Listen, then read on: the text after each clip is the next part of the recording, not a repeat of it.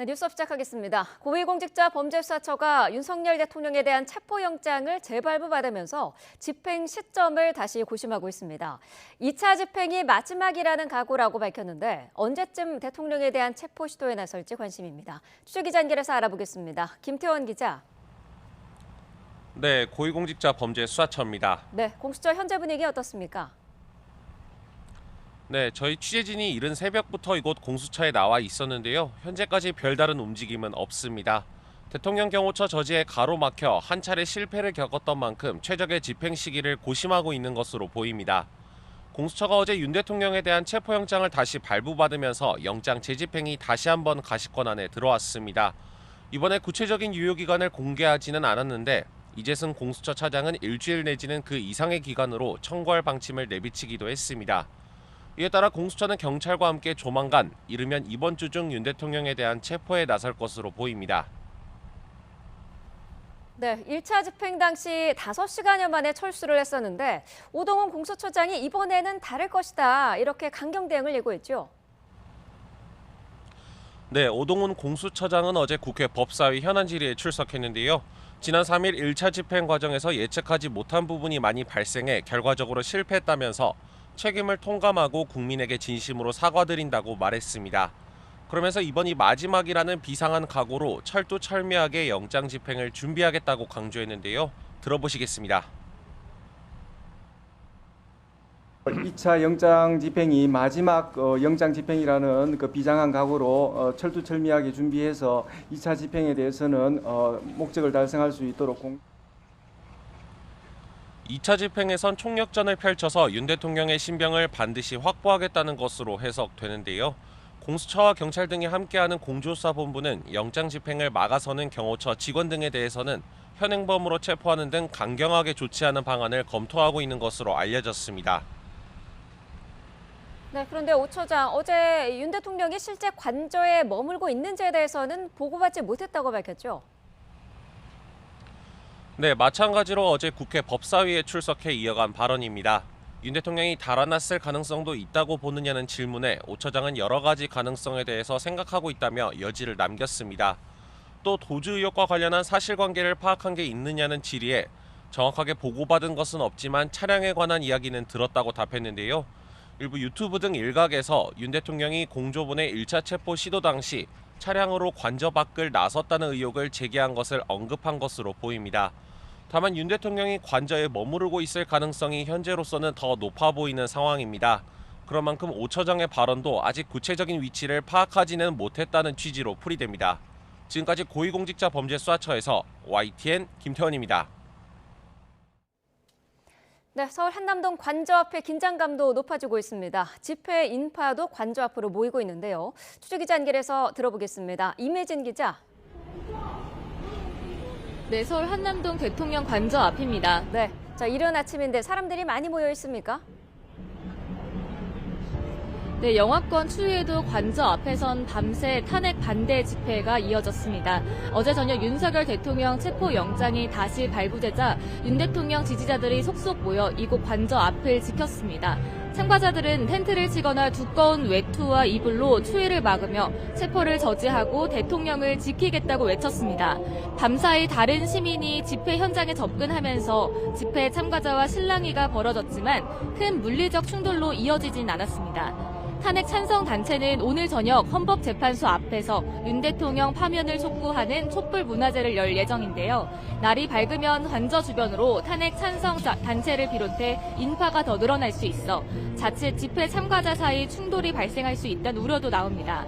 경찰도 계속되는 집회에 도심 방향 1개 차선을 통제하고 충돌 등 상황에 대비하고 있습니다.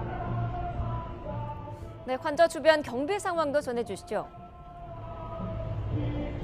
네, 지난 3일 1차 체포영장 집행 시도 때보다 경계가 더 삼엄해졌습니다.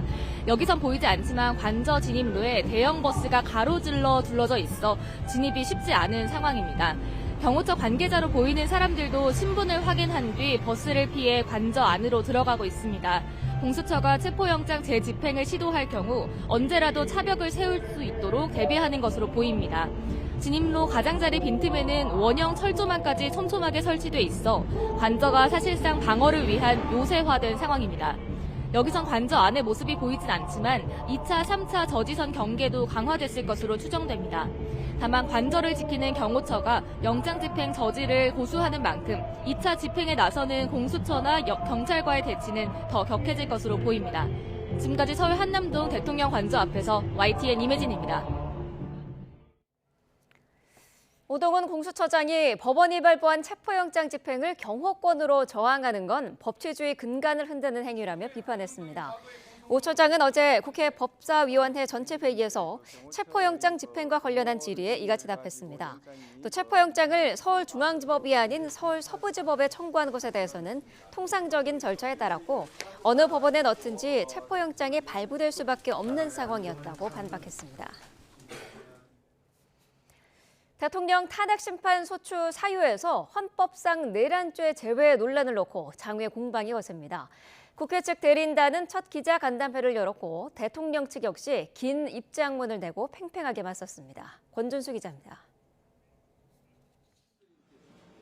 국회와 윤석열 대통령 측은 탄핵소추 사유에서 내란죄를 제외하는 문제를 놓고 공방을 이어가고 있습니다.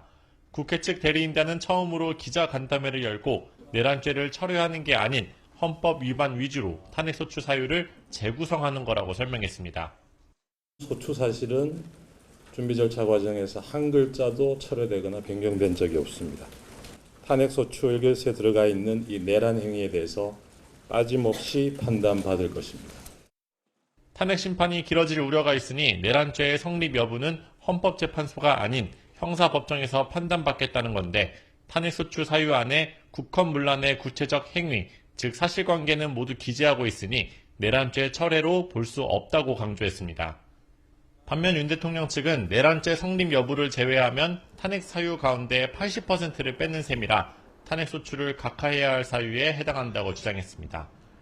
여권 일각에서는 헌재가 형법상 내란죄 철회를 수용할 경우 심판 공정성에 대한 신뢰가 흔들릴 수 있다는 주장까지 나오고 있는데 이에 대해 헌재는 헌법과 법률 그리고 양심에 따라 독립해 심판하겠다며 새로운 헌법 분쟁을 만드는 건 헌재를 만든 주권자의 뜻이 아닐 것으로 본다고 지적했습니다.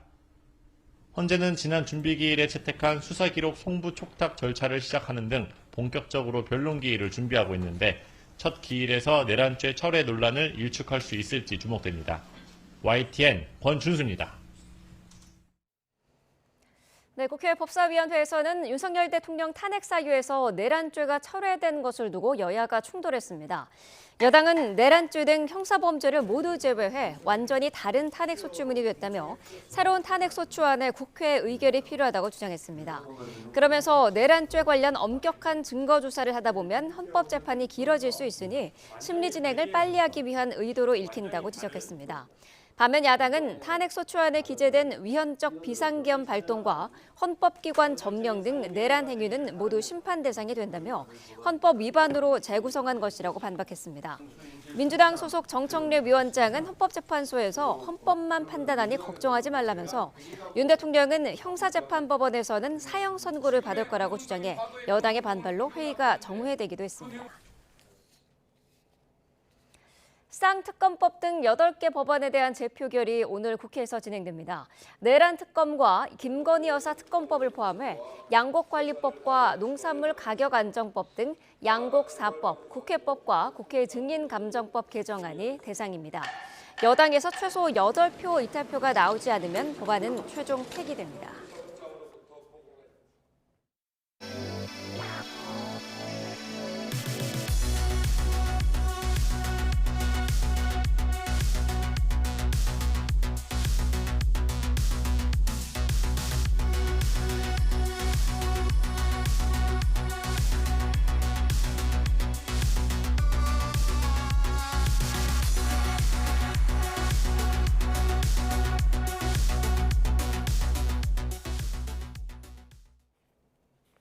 세계 최대 IT 전자기술 박람회 CES가 오늘 새벽 미국에서 개막했습니다. 올해는 어떤 첨단 기술이 이목을 끌지 궁금한데요. 현지에 취재기자 나가 있습니다. 최하영 기자.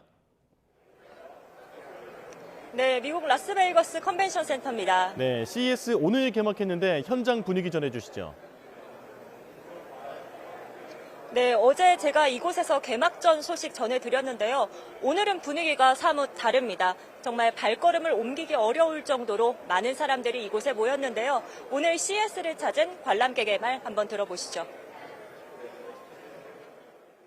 Oh, I love it. It's, one of the highlights of the year, every year.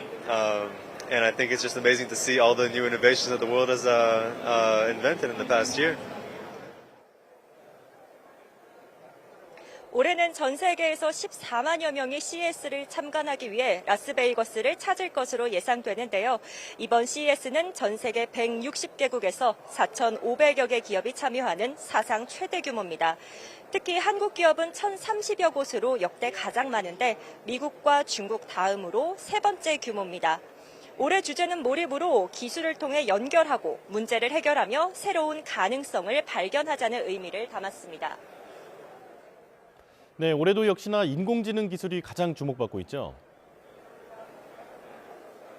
네, 제가 이곳에 와서 전시장을 쭉 둘러봤는데요. 사람들이 몰리는 곳들이 있습니다. 그 가운데 하나가 바로 한국 기업 전시관인데요. 참가 기업 가운데 가장 큰 부스를 차린 삼성전자는 모두를 위한 AI를 주제로 CES에 나섰습니다.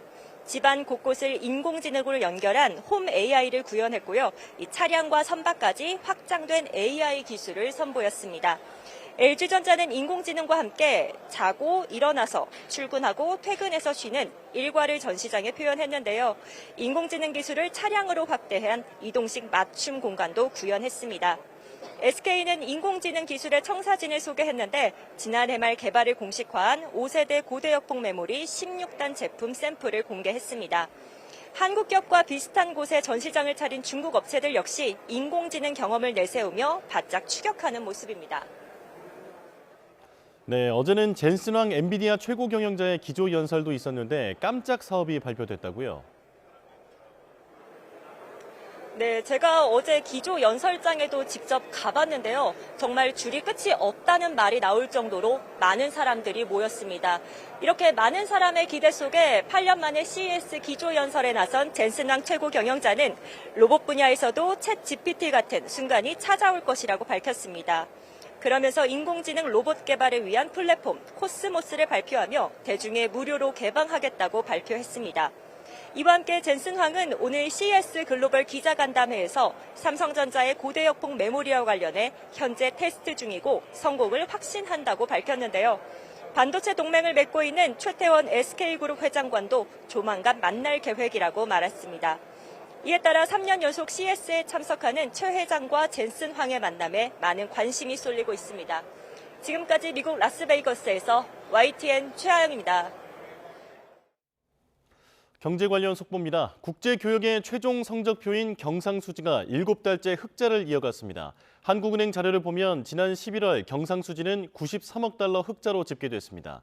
다만 흑자 규모는 직전 달보다 4억 8천만 달러 줄었습니다. 경상수지에서 가장 큰 비중을 차지하는 상품수지 흑자폭은 늘었지만 서비스 수지와 배당 소득이 10월보다 악화한 영향이 컸습니다. 우선 상품수지는 97억 5천만 달러 흑자로 10월 대비 흑자폭이 16억 3천만 달러 늘었는데 수출보다 수입액 감소폭이 큰 데 따른 결과입니다. 구체적으로 수출은 571억 달러 흑자로 직전 달보다 29억 8천만 달러나 줄었습니다. 반도체 증가세가 이어졌지만 승용차와 석유 제품 등 BIT 품목이 줄면서 전체 수출 규모를 끌어내렸습니다. 수입액은 473억 5천만 달러로 10월보다 46억 1천만 달러 줄었습니다. 여기에 여행 수지 악화로 서비스 수지가 20억 9천만 달러 적자를 기록하면서 경상수지에 악영향을 줬습니다. 또 우리 국민이 해외에서 번 돈에서 외국인이 우리나라에서 번 돈을 뺀 본원 소득 수지도 19억 4천만 달러에 그치며 직전 달보다 15억 1천만 달러나 줄었습니다. 날씨 소식입니다. 한파의 기세가 점점 강해지고 있습니다. 오늘과 내일 사이 수도권 등 내륙에서는 강한 바람이 불면서 체감온도가 무려 영하 20도까지 곤두박질할 것으로 예고됐습니다. 또 서해안 지역은 폭설도 비상인데요. 취재기자 연결해 자세한 내용 알아보겠습니다. 정혜윤 기자, 이번 한파 오늘과 내일 사이가 절정인 거죠? 네, 그렇습니다. 오늘부터 내일까지 날씨가 크게 추워지면서 이번 한파가 절정에 달할 것으로 보입니다. 서울 등 수도권은 오늘 종일 체감온도가 영하 5도에서 영하 10도 사이를 오르내리겠고, 내일은 서울 등 수도권의 아침 체감온도가 영하 20도 안팎까지 곤두박질할 전망입니다. 한낮에도 체감온도가 영하 15도 안팎에 머물 것으로 보여서 오늘과 내일을 지나서 모레 아침까지는 이번 겨울 최강 한파가 맹위를 떨칠 것으로 예상됩니다. 이에 따라 현재 강원 북부를 중심으로 한파 경보가, 또 경기 북부와 강원도 내륙으로 한파주의보가 내려졌고요. 해안 곳곳에는 강풍주의보가, 해상에는 풍랑특보가 내려졌습니다. 특히 내일 아침 영하 12도까지 기온이 떨어질 것으로 예상되는 서울에도 오늘과 내일 사이 첫 한파특보가 내려질 가능성이 있습니다. 기상청은 이번 한파가 최대 고비를 지나서 주말 오전까지 길게 이어지겠다며 결빙과 동파 사고에 대비해달라고 당부했습니다. 네, 한파 속의 눈 상황도 비상인데 대설특보가 내려진 곳도 많죠? 네, 그렇습니다. 서해안과 일부 내륙으로는 밤사이 눈이 계속되면서 대설특보가 확대하거나 강화하기도 했습니다. 지금은 대설경보와 전남 지역의 대설주의보는 모두 해제가 됐지만 전북과 충남 서해안을 중심으로는 대설주의보가 여전히 발효 중입니다. 이 지역은 서해상에서 만들어진 눈구름이 유입되면서 어제와 오늘 눈이 지속하고 있는 건데요. 이미 이틀 이상 눈이 지속하면서 순창과 부안 등 전북 지역을 중심으로 15cm 이상의 안팎의 큰 눈이 내려 쌓였고, 충남 서천과 경남 함양 지역으로도 10cm 안팎의 눈이 내려서 쌓인 상황입니다. 앞으로 이 지역에는 금요일까지 20에서 3cm가량의 폭설이 더 내리겠고, 곳에 따라 시간당 3에서 5cm의 강한 눈이 집중될 것으로 보입니다. 시설물 피해가 발생할 수 있는 만큼 주변 점검과 대비 철저히 해주시기 바랍니다. 지금까지 과학기상부에서 YTN 정혜윤입니다. 전해드린 대로 전북 지역을 중심으로 많은 눈이 내렸습니다. 현장에 나가 있는 취재기자 연결합니다. 윤지아 기자. 네, 전북 전주 도심에 나와 있습니다. 네, 눈이 많이 내린 것 같은데요. 현장 분위기 전해주시죠. 네, 오늘 새벽까지 강하게 내렸던 눈이 지금은 잠시 소강 상태입니다. 원래 전주는 이렇게까지 눈이 많이 오는 지역은 아닌데요. 밤사이 내린 눈으로 지금 보시는 것처럼 많은 눈이 쌓여 있는 모습 보실 수 있습니다. 호남 지역을 중심으로 대설특보가 계속 확대되고 있습니다. 내일 모레까지 전라권과 충남 서해안에 많은 눈이 예상되는데요. 시간당 3에서 5cm의 강하고 많은 눈이 내리겠습니다. 6일 밤부터 오늘 아침까지 누적된 적설량은 순창 복흥면에 15.4cm, 무주 덕유산 인근에 13.3cm, 부안 줄포면에 12.1cm로 집계됐습니다. 오늘 아침까지는 폭설에 따른 직접적인 인명이나 시설물 피해는 아직 신고된 게 없는 것으로 파악됐습니다. 다만 전주권 일부 시내버스 노선이 눈 때문에 운행되지 못해 출근길 불편이 예상됩니다. 눈 소식은 계속 있습니다. 기상청은 금요일까지 전북 지역에 모레 최대 30cm의 눈이 더 내릴 것으로 보고 있습니다. 네, 눈뿐만 아니라 올겨울 최강 한파가 찾아온다고요? 네, 맞습니다. 폭설과 함께 반갑지 않은 손님 한파가 함께 찾아왔습니다.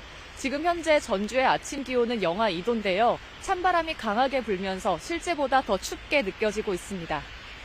상대적으로 이곳 전주 시내 지역은 온도가 높습니다. 하지만 다른 지역은 많이 춥습니다. 오늘 아침 최저 기온은 전북 장수가 영하 6.1도를 기록했고 순창은 영하 4도를 기록했습니다. 내일은 더 춥다고 하니까 대비 단단히 하셔야겠습니다. 최강 한파 속의 서해안 등에는 지난 초겨울 폭설과 비슷한 정도의 큰 눈이 예고됐습니다.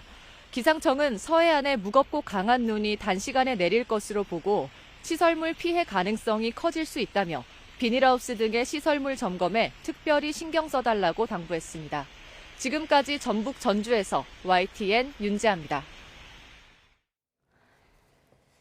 네, 법원이 공조수사본부가 재청구한 윤석열 대통령 체포영장을 재발부했습니다.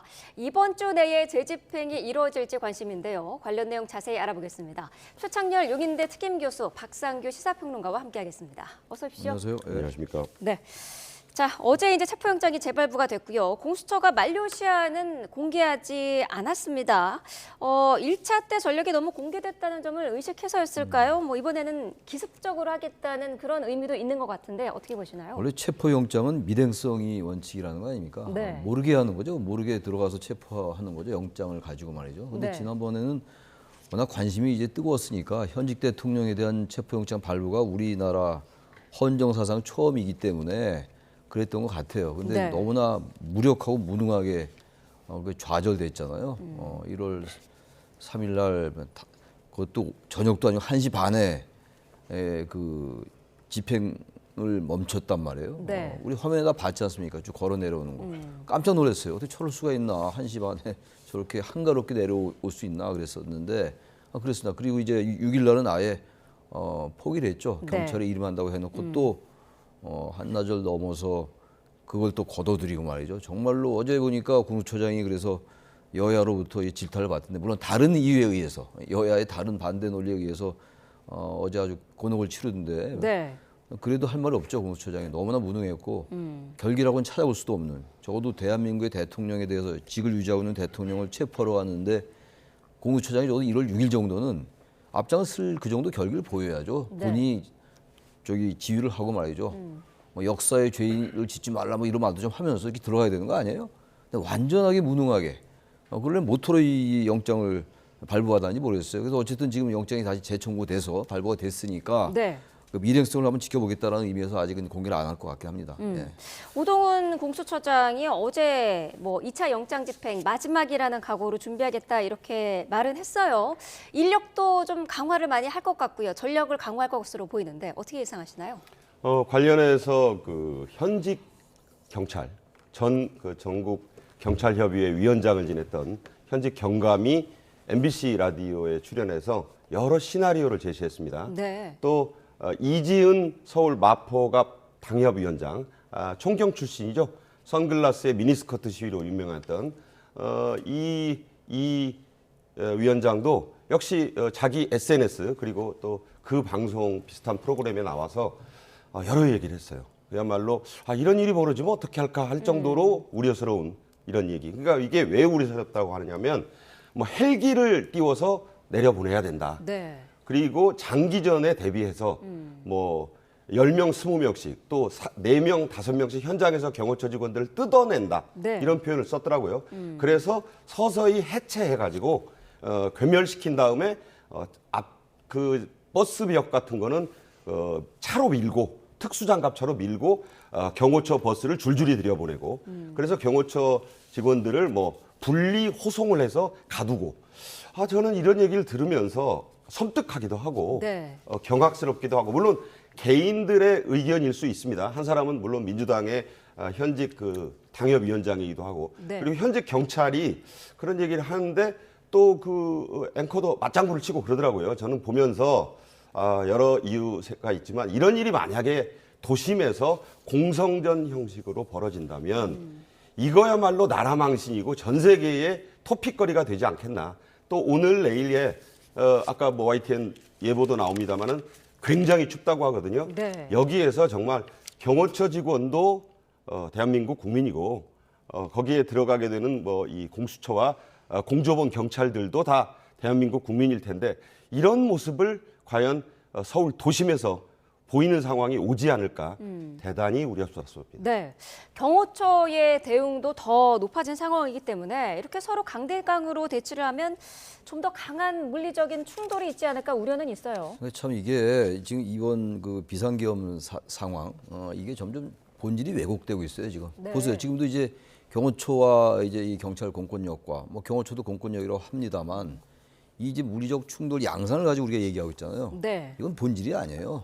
본질은 대한민국 대통령 피의자 윤석열 대통령이 비상계엄에 위법되는 행동을 한 것 같아서 일단 신병 확보하자는 거 아닙니까? 그 신병 확보하라고 대한민국 법원이 영장을 발부했어요. 그럼 당연히 응해야 되는 거죠. 네. 근데 지금 그 응하지 않으니까 여러 가지 시나리오가 나오고 전혀 다른 얘기가 지금 이 본말이 전도되고 있어요 지금. 이것만 그런 게 아니고 마치 최근에 여러 가지 상황을 보면 여야의 일반적인 우리나라 대한민국의 정치 문법에 의한 일반적인 여야 대결로 치환되고 있다고요, 이게. 네. 비상계엄 그리고 국회 군인들이 무장을 하고 말이죠. 유창을 깨고 난입한, 침탈한 거기에 대한 것보다는 이제 그것도 많이 잊혀져 가는 게 잊혀질 리는 없겠습니다만 네. 그것보다는 다른 쟁점들 가지고 수위 다투기 시작했어요. 이건 어느 정도 제가 볼 때 국민의힘이나 윤 대통령을 지지하는 사람들의 전략이 맞아 들어가는 거라고 좀 봅니다. 네. 이 상황이 자꾸 바뀌고 있어요 지금. 여러 가지 시나리오가 나오고 있습니다만은 지금 관저에 대통령이 없을 가능성도 슬며시 제기가 되더라고요. 어제 법사위에 출석을 해서 오동훈 공수처장이 여로부터도 비판을 받았지만 네. 야당인 민주당으로부터는 그야말로 혼쭐이 나는 수준의 거의 모욕성 발언을 많이 들었습니다. 이성윤 민주당 의원 잘 아시다시피 윤석열 대통령과 사법연수원 동기고 개인적으로도 별로 좋지 않은 감정이 많은 줄 아는데 어제 같은 경우에 이런 말을 했잖아요. 만약에 오 공수처장이 들어가서 네. 아까 최 교수 말씀대로 앞장서서라도 들어가서 경호처에서 총을 쏘면 가슴을 열고 맞겠다는 결기로 해라.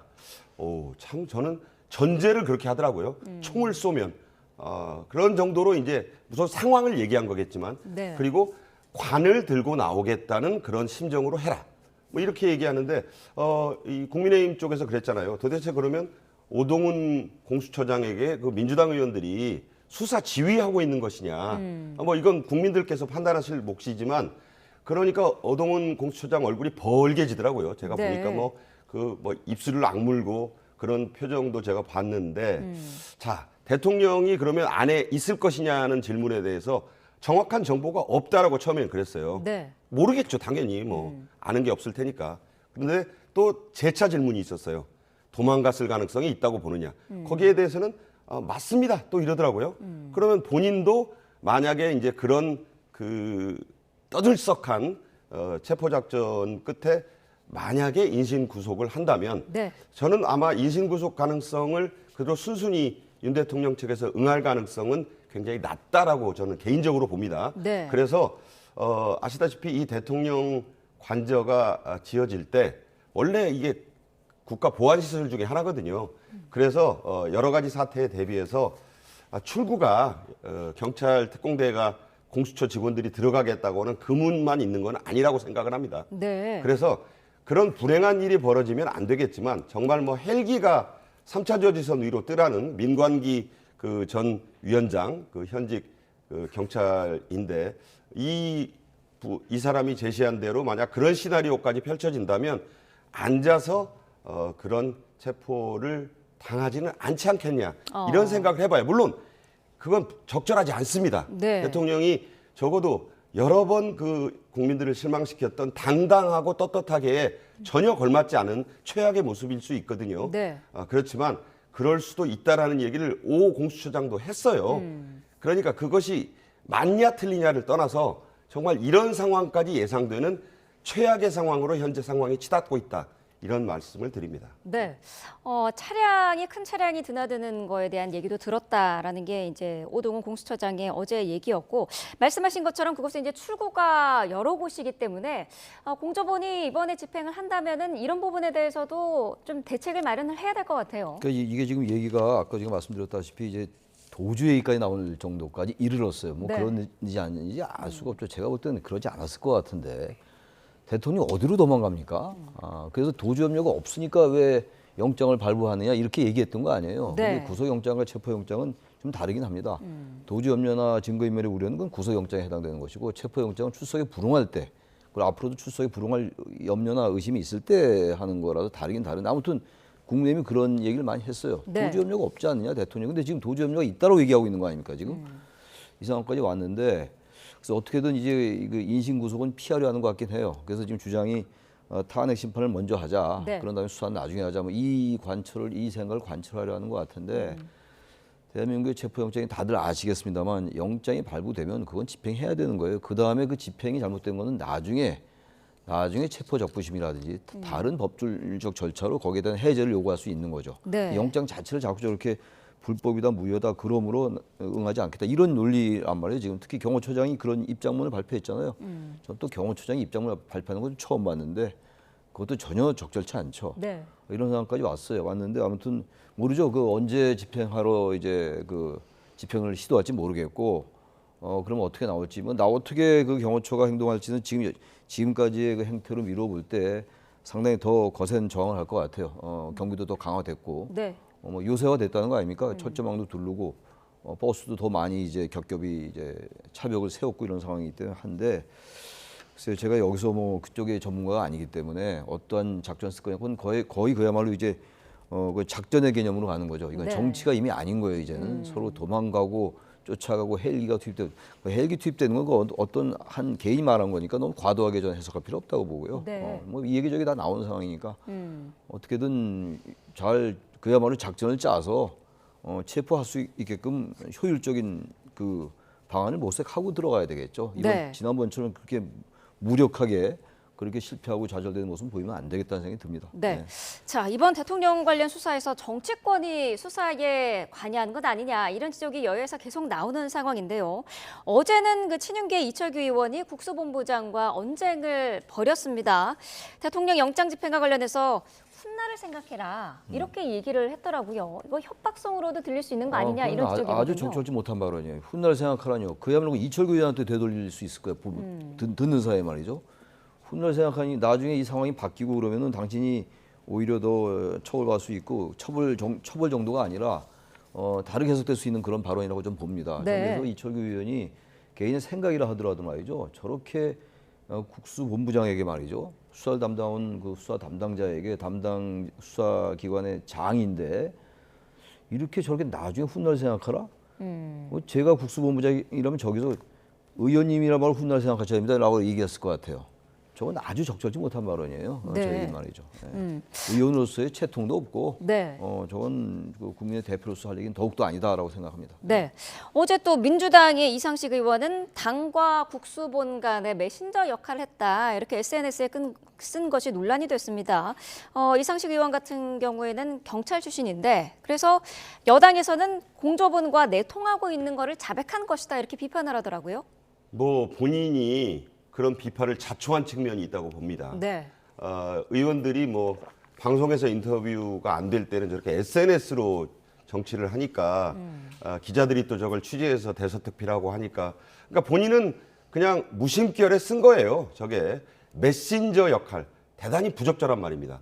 해석하기에 따라서는 내통설이 되는 거죠. 메신저가 뭡니까? 양쪽 왔다 갔다 하면서 소식을 물어 나른다는 거잖아요. 네. 그런 말을 썼어요. 그래서 전화기에 불이 나고 이런 표현을 본인이 썼어요. 아마 뭐 시간이 언제인지는 모르지만 본인이 혼자 쓰다 보니까 진심이 나왔을 수 있어요. 그러니까 이것은 꼭 기자들 보라고만 쓴 것은 아니고 여러 목적을 가지고 썼을 텐데 본인이 경찰 출신이고 네. 지금 거야의 의원이잖아요. 그러면 경찰 후배들이 이상식 의원의 말을 어떻게 듣겠느냐. 여러세 분위기도 이런데.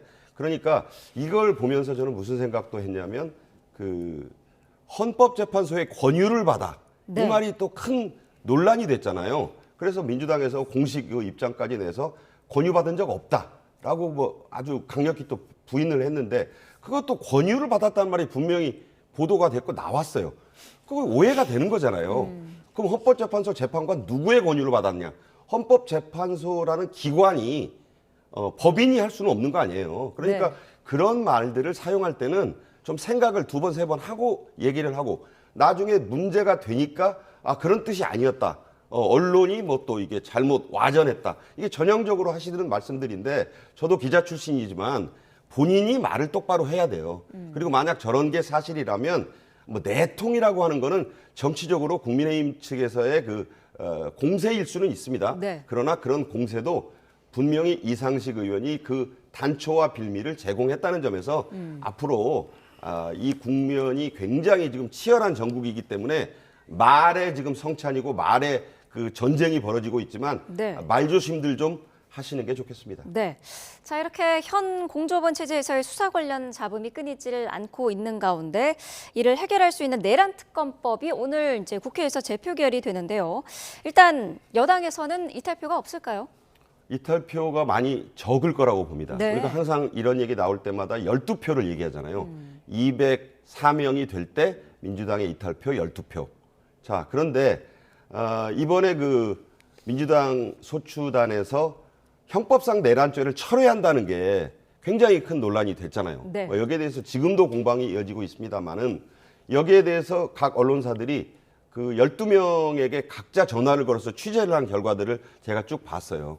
가장 대표적인 게 안철수 의원이 만약에 그런 형법상 내란죄를 철회했다면 나는 이게 국회 제표결이 돼야 된다. 네. 저도 사실 그 반응을 보고 깜짝 놀랐습니다. 일관되게 특검법이라든가 또 뭐 김건희 특검법은 물론이고 또 뭐 표결에서도 찬성 입장을 밝혔던 안 의원이 그게 만약 그런 식으로 빠진다면 나도 이거 재고해야 된다고 본다고 그랬어요. 네.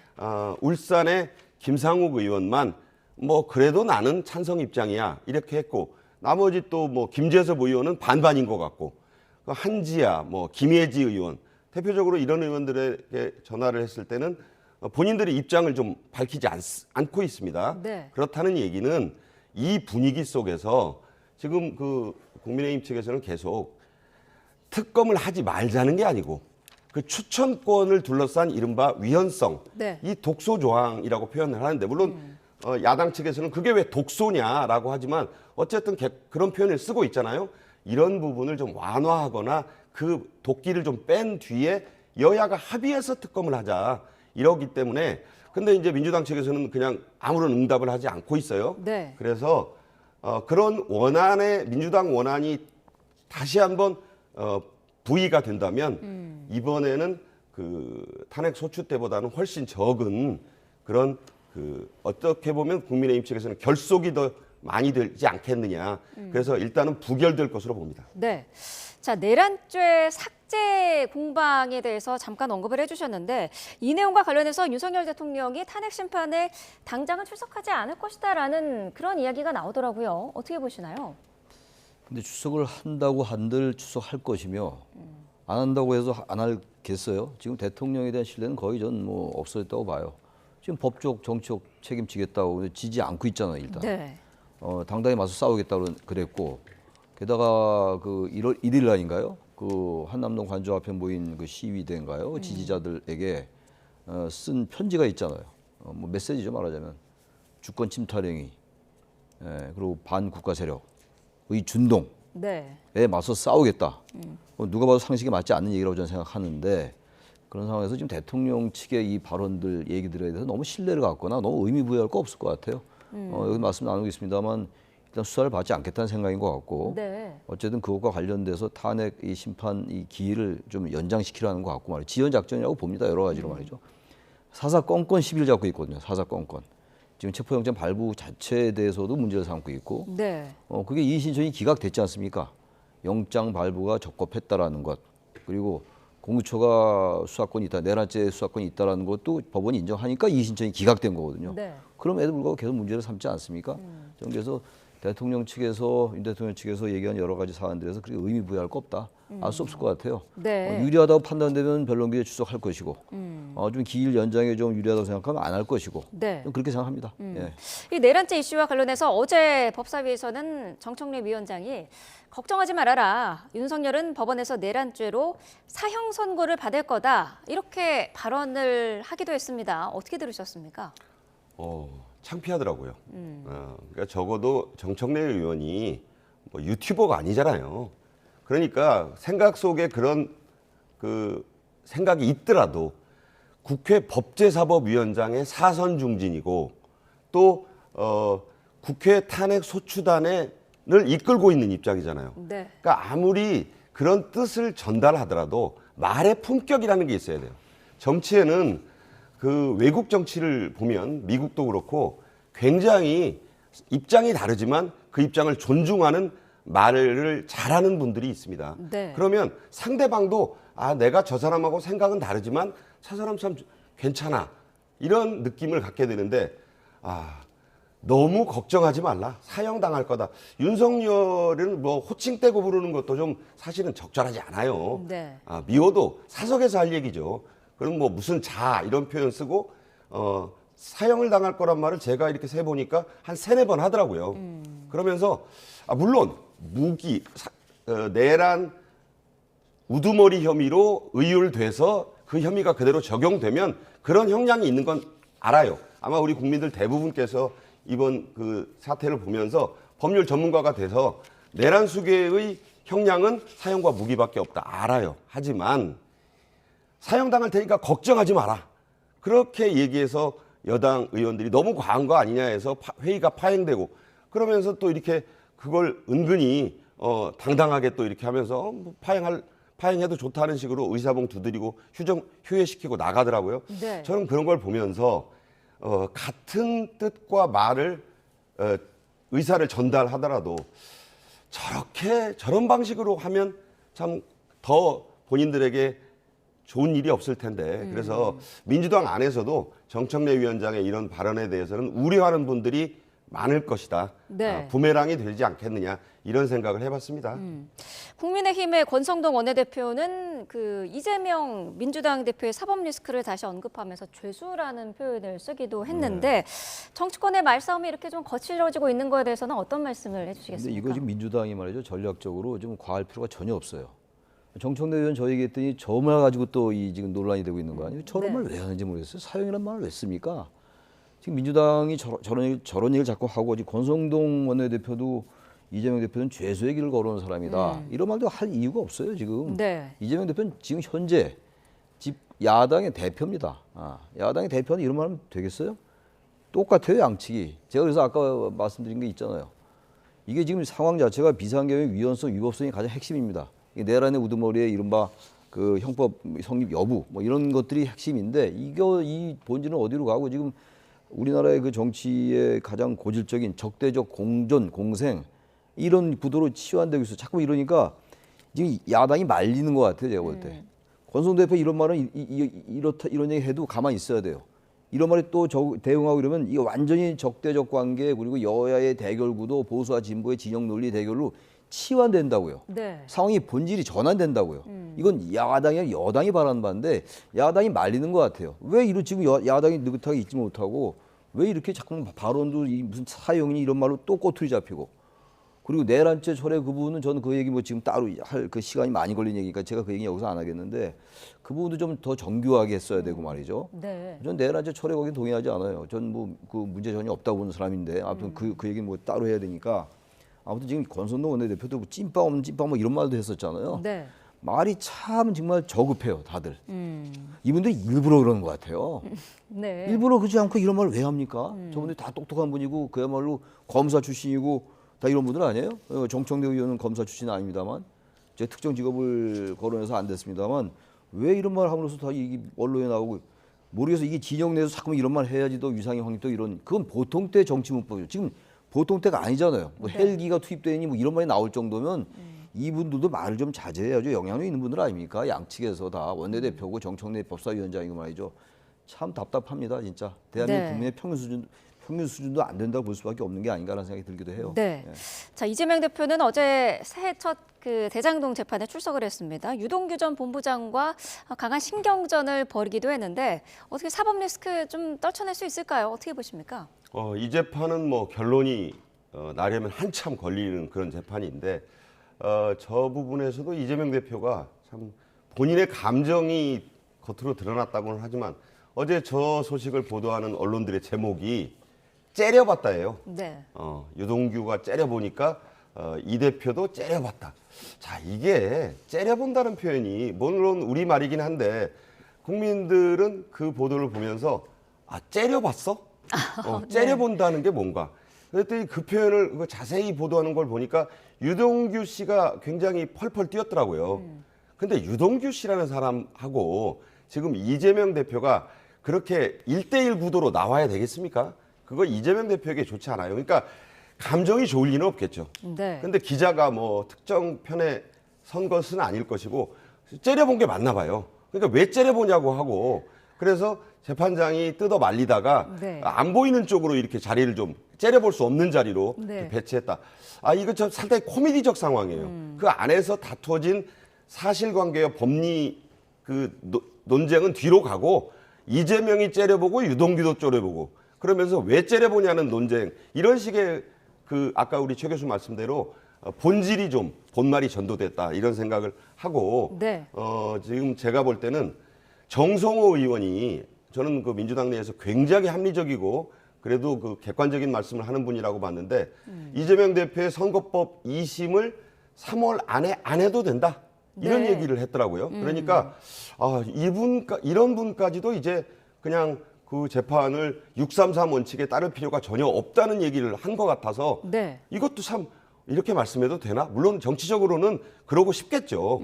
그러나 아까도 제가 이런 자리에서 여러 번 말씀드린다면 윤석열 대통령의 탄핵 문제, 계엄에 대한 위헌 문제, 형법상 내란죄에 대한 수사와 소추, 재판 진행이 돼야 됩니다. 당당하게. 네. 적절한 절차에 의해서.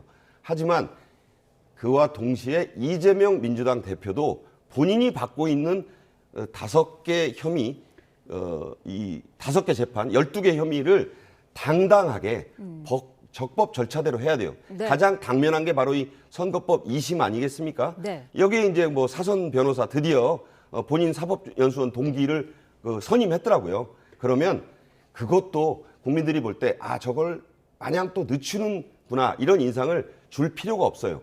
본인이 무죄를 주장하지 않습니까? 네. 이건 완전히 처음부터 끝까지 잘못됐다. 무죄를 주장하면 재판을 빨리 해달라고 해야 되는 게 상식이에요. 근데 무죄를 주장하면서 재판을 차일피일 미루는 모습을 과연 가장 유력한 대선 주자, 누가 봐도 지금 당장 대선이 치러지면 제1 후보인 이 대표의 그 언행과 처신으로는 역시 대단히 부적절한 것이다. 제가 볼 때는요, 봅니다. 그래서 법과 원칙대로 해야 돼요. 법과 원칙대로. 네. 그러니까 체포영장 발부됐으니까 국민의원도 영장 집행에 응하시오라고 얘기해야 되는 것이고, 그래야 이재명 대표에게도 634 원칙을 지키라고 얘기할 수 있는 거 아니겠어요? 양측이 다 자기 얘기만 하고 있다고요. 이럴 땐 방법이 없어요. 양쪽에 그 속낸다 우리가 아는 거니까 대충 이쪽에 각자의 유리하게 지연하려 하는 거니까 법과 원칙, 헌법과 법률에 따라 해라 이거예요. 그러니까 634 원칙 지키고 영장 집행에 응하라고 얘기해야죠. 국민의힘도. 이 말이 안 되는 얘기. 왜 자꾸 상대방 얘기만 합니까? 네. 예, 영장 집행에 응해야죠. 체포영장은 대한민국 법원이 발부한 거, 대한민국 사법 체계가 발부한 거니까 집행해야 되는 것이고, 네. 이재명 대표도 자꾸 3개월이라는 그 강행 규정이 있잖아요. 그거 지키겠다는 노력을 해야 돼요. 네. 이럴 땐 법과 원칙밖에 없어요.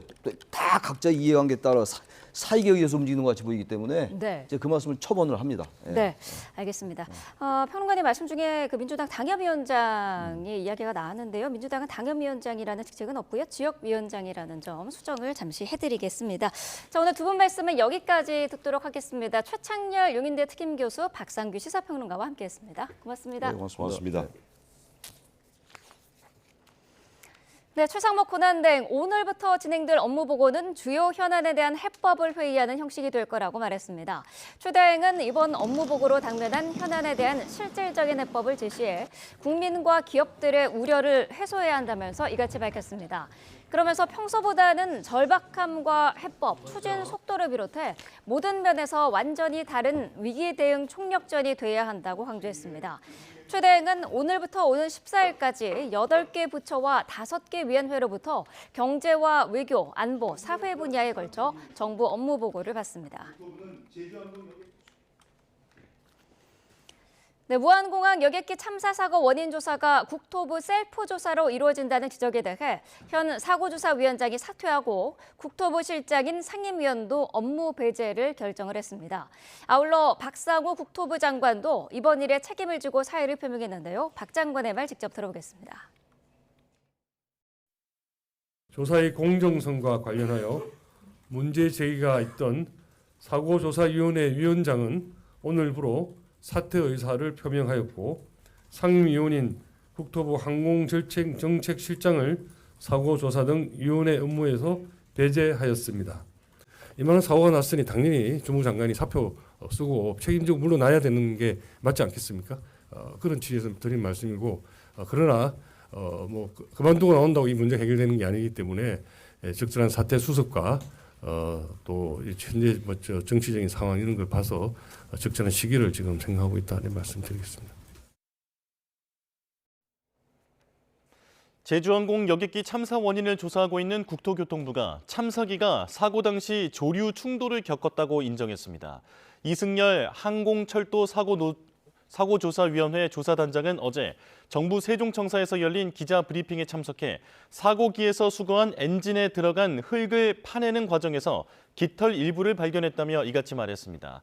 다만 조류 충돌이 양쪽 엔진에서 같이 일어났는지 다른 엔진에서 덜 심하게 일어났는지는 봐야 한다고 덧붙였습니다. 그러면서 조류 충돌이 심하게 일어났다고 해서 엔진이 바로 꺼지는 것은 아니라고 설명했습니다. 국토부가 제주항공 여객기 참사와 관련해 조류 충돌 발생 사실을 공식 확인한 건 이번이 처음입니다. 정부가 제주항공 여객기 참사를 키운 원인으로 지목되는 무안공항의 방위각 시설 로컬라이저의 규정 위반 논란과 관련해 법적으로 문제가 없다는 입장을 다시 내놨습니다. 국토교통부는 무안공항의 경우 종단 안전구역이 로컬라이저까지 199m라면서 공항 비행장 시설 및 이착륙장 설치 기준 제21조에 따라 의무사항인 90m 이상을 확보한 만큼 로컬라이저가 규정에 맞게 건설됐다고 평가했습니다. 또 로컬라이저가 성토된 둔덕 위 콘크리트 상판에 설치되는 게 적절하지 않다는 지적에 대해서는 국내외 규정을 검토한 결과 종단 안전구역 밖에 위치하는 시설에 대한 재질 등 별도 규제는 없다고 해명했습니다.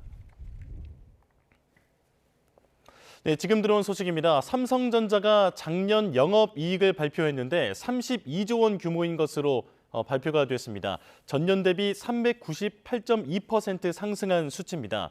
자, 삼성전자가 오늘 실적을 발표하고 있는데요. 지난해 4분기 잠정 실적을 발표하면서 작년의 영업이익에 대한 소식이 먼저 나왔습니다. 자, 32조 원 규모입니다. 전년 대비해서는 398.2% 상승한 상황입니다. 자, 2022년 이후에 2년 만에 연간 매출 300조 원대를 회복할지 관심인 상황인데 삼성전자의 자세한 실적 발표는 잠시 뒤에 저희가 다시 한번 전해드리도록 하겠습니다. 무안공항의 로컬라이저 시설이 여객기 참사에 피해를 키운 것으로 지목된 가운데 전국 공항의 로컬라이저를 비롯해 항행 안전시설 실태 점검이 오늘로 마무리됩니다. 국토교통부는 지난 2일부터 시작한 전국 공항 항행 안전시설 현장 점검을 오늘까지 마무리하고 그 결과에 대한 분석을 시작한다고 밝혔습니다. 국토부는 각 공항 항행 시설이 규정대로 설치됐는지, 규정을 지켰어도 실질적인 위협이 되고 있지 않은지 등에 대한 검토를 거쳐 적정한 조치를 취할 예정이라고 밝혔습니다. 불법 정치자금을 받은 혐의로 검찰 수사를 받고 있는 건진법사 전성배 씨가 다시 구속 관림길에 서게 됐습니다.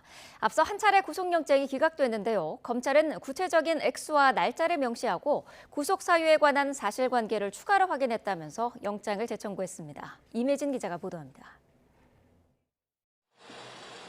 검찰이 정치자금법 위반 혐의를 받는 건진법사 전성배 씨에 대한 구속영장을 재청구했습니다. 지난달 19일 전 씨가 돈을 받은 날짜와 금액, 방법 등이 명확히 확인되지 않았다는 이유로 법원에서 영장이 기각된 지 18일 만입니다.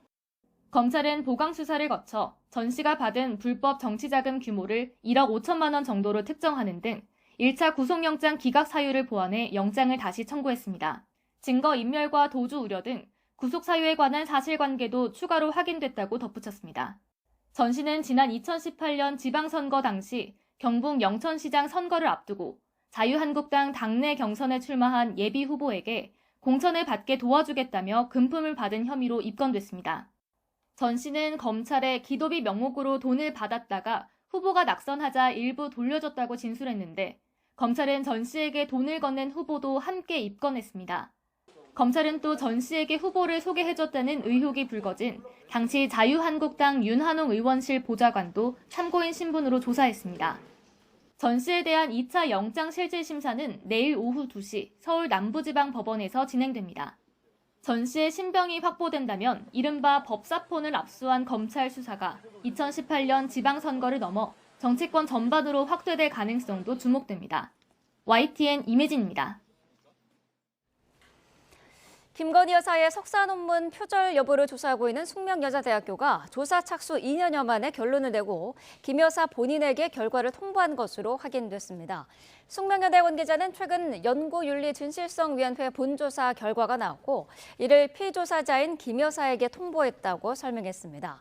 다만 표절 의혹을 제기한 숙명민주동문회 측은 결과를 전달받지 못했는데 숙명여대 측은 연진위에서 피조사자에게 결과를 먼저 알린 뒤 제보자에게도 알리기로 했다며 양측에 동시 통보해야 하는 것은 아니라고 설명했습니다. 이재명 민주당 대표의 재판에 증인으로 출석한 유동규 전 성남도시개발공사 기획본부장이 이 대표를 향해 째려보지 말라며 고성을 높여 재판이 한동안 중단됐습니다. 서울중앙지방법원은 어제 이 대표의 대장동, 위례, 백현동 등 특혜 의혹 사건 공판을 진행했습니다. 재판에서 유 전 본부장에 대한 이 대표 측의 반대 신문이 이루어졌는데 대장동 사업 관련 질문이 이어지던 중 유 전 본부장은 이 대표 측을 향해 뒤집어 씌우려는 것 아니냐고 말했습니다. 더불어민주당 전당대회 돈봉투 살포 의혹 정점으로 꼽히는 송영길 전 대표의 1심 선고가 오늘 진행됩니다. 서울중앙지방법원은 오늘 오후 2시부터 불법 정치자금 수수 등 혐의로 기소된 손 전 대표의 1심 선고기일을 진행합니다. 결심 공판에서 검찰은 사건의 최대 수혜자이자 최종 결정권자인 송 대표가 가장 큰 형사적 책임을 부담해야 한다면서 징역 9년과 벌금 1억 원을 구형했습니다.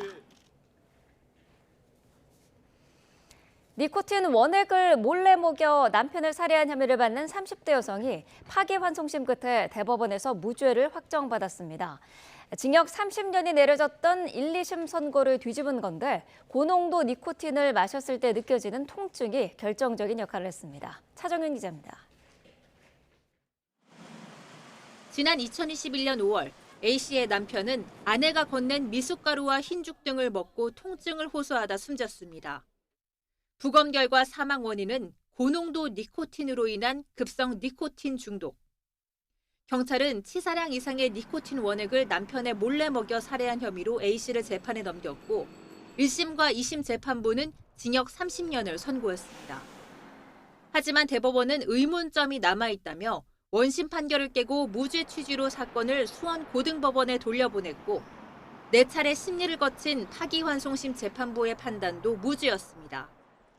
고농도의 니코틴을 마시면 혓바닥을 찌르거나 타는 듯한 통증을 느낄 수밖에 없는데 이를 들키지 않고 몰래 마시게 하는 게 가능하겠냐는 겁니다. 또 아내의 내연 사실을 알고 과거 극단적인 선택을 했던 점, 경제적 문제로 당시 정서가 불안정해졌던 점 등을 언급하며 남편이 스스로 니코틴을 마셨을 가능성을 열어뒀습니다. 검찰은 파기환송심 판결에 불복해 재상고했지만 대법원이 받아들이지 않으면서 A씨의 무죄는 확정됐습니다. YTN 차정훈입니다. 의료계 최대 단체인 대한의사협회 신임 회장이 오늘 선출됩니다. 어제부터 진행된 의협회장 선거 결선 투표는 오늘 오후 6시에 끝나고 저녁 7시쯤 개표 결과가 발표됩니다. 1차 투표에서 후보 5명 가운데 1, 2위를 기록한 김태구 전국광역시도 의사협의 회장과 주수호 미래의료포럼 대표 가운데 당선자가 가려집니다. 두 사람 모두 대정부 강경파로 분류돼 누가 되더라도 당분간 의료계 투쟁이 계속될 것으로 전망됩니다. 윤석열 대통령의 체포영장 집행에 실패했던 공수처가 충분한 준비를 못했다는 정황이 계속해서 드러나고 있습니다. 공수처장은 준비한 차량이 들어가지 못해 집행에 실패했다고 밝혔는데 예정 시각보다 빨리 철수했다는 점도 인정했습니다. 김철희 기자가 보도합니다. 5시간 반 만에 체포영장 집행에 실패했던 공수처가 원래 계획보다 더 빨리 철수를 결정했다고 밝혔습니다. 예정했던 차량 진입이 안 돼서 계획이 틀어졌단 건데 퇴로가 막힌 상태에서는 장기전이 힘들다고 판단해 물러선 거라고 설명했습니다. 화장실까지 겸비한 차량까지 준비한 상황이었는데 그런 것들이 계획대로 안 되는 바람에 퇴로가 좀 막히는 상황이었습니다. 또 경호처 화기 때문에 물리적 충돌 우려가 커 집행이 어려웠다고도 밝혔는데 정작 경호처가 어떤 화기를 어떻게 동원했다는 건지에 대해선 보고를 받지 못했다고 답했습니다. 현장에 있던 검사가 저쪽에서 화기를 꺼내려고 한다 이런 얘기를 하던가요? 뭐 그런 부분에 대해서는 구체적으로 보고받은 바는 없습니다. 공수처 차장 역시 경호처가 정당한 영장 집행에는 응할 줄 알았다면서 물리적 충돌을 대비하지 못했다는 점을 실토한 바 있습니다. 지도부가 영장 정당성에만 기대 충분한 준비 없이 집행에 임한 것은 아닌지 의심이 가는 대목입니다. 이후 관저 입구에 새로 철조망이 설치되는 등 보안이 더 강화된 가운데 재집행에는 성공할 수 있을지 우려의 목소리가 커지고 있습니다. YTN 김철입니다. 윤석열 대통령에 대한 체포영장이 다시 발부되면서 경찰 비상계엄 특별수사단도 긴장감이 높아지고 있습니다.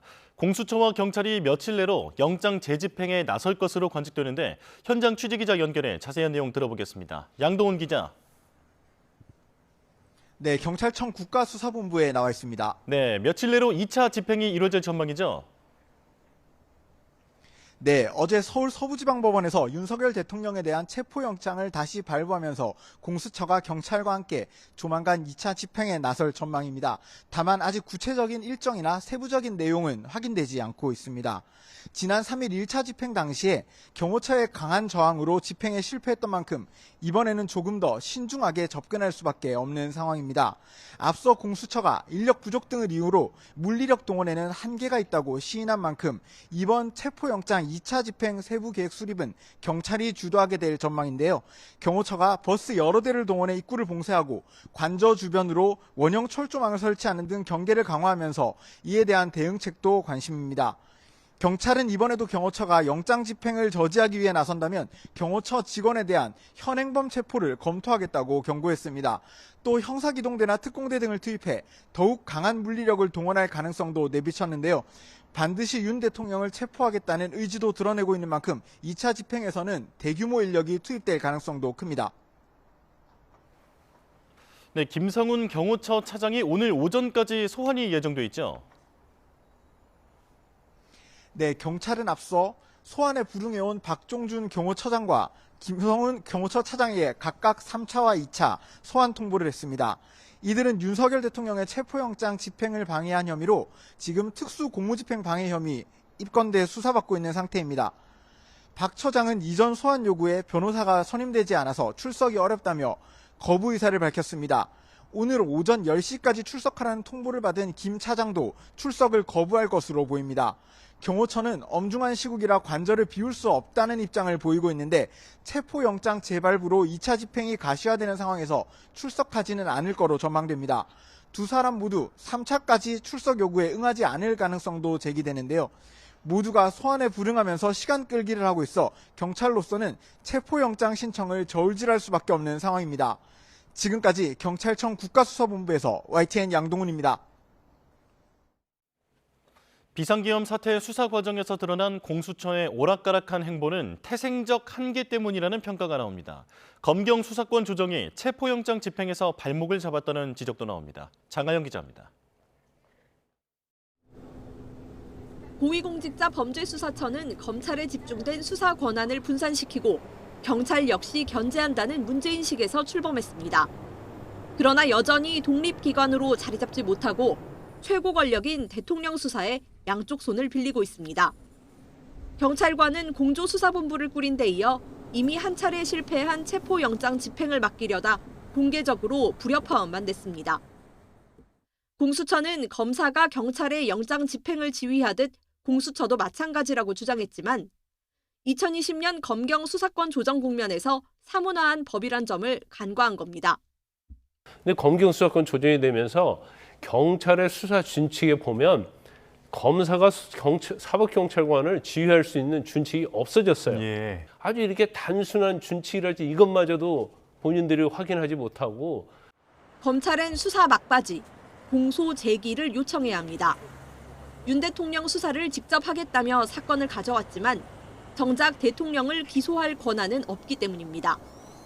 그런데 공수처법 공백이 많아 이 과정에서 검찰이 공수처에 보완 수사를 요구해야 할지 검찰이 직접 수사해야 할지도 불분명합니다.